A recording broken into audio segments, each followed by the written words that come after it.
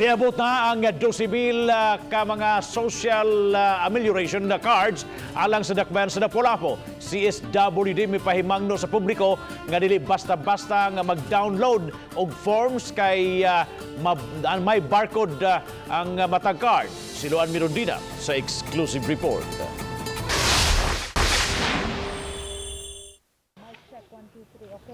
Inay magpabilin sa panimay tungod sa enhanced community quarantine apan kining 36 anyos nga si Jonalyn Mondero miduaw sa buhatan sa CSWD Lapu-Lapu aron magpakisusi kabahin sa social amelioration package. Nahimutang sa sudlunong bahin sa Barangay Bangkal ang ilang panimay ug nabalaka siya nga dili na usab maabtan ang ilang dapit sa unsa may hinabang o benepisyo nga ilang kapahimuslan. Kana lagi pong nangayawat pod ta kay lisod pod atong kahimtang. And then, dito man mi sa mong barangay, nangutana mi dito niya naman sila nga lahos lang kuno dire sa DSWD sa City Hall. So that is why niari pod mi. Karong adlaw, miabot ang 12,000 ka mga social amelioration cards sa CSWD Lapu-Lapu. Iapod-apod kini sa matag pamilya aron makapahigayon og profiling ug mahatagan og hinabang ang labing mga nanginahanglan atol ning coronavirus crisis.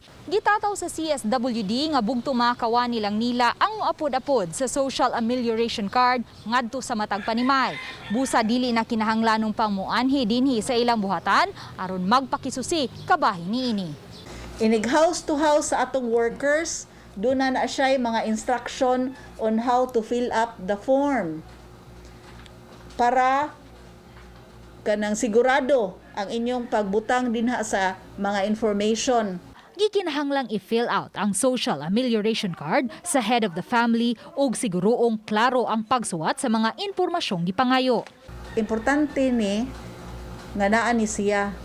Kay kung wala ni siya, walay barcode, sa ato pa fake na ang inyong gikuptan nga kopya. Actually, katong mga gipang-download lang sa internetan. Nakadawat mi og reports nga naa magali diha internetan nga nag-download unya nangayo og 30 pesos for the forms. Ang form is not for sale. Ang mga nahuman pag-fill out nga mga forms, kolektahon sa taga CSWD matag panimay. Ug makig-alayon ang CSWD sa matag barangay aron sa pag-certify sa gihimong profiling.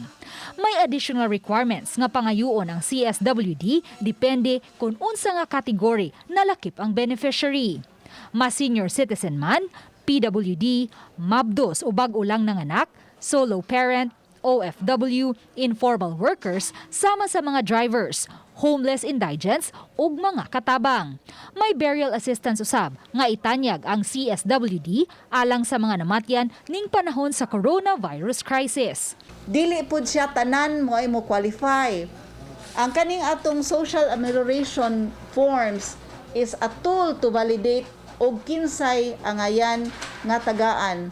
Og doon na magali mo qualify na pagyud tay mga additional documents no nga pangayoon.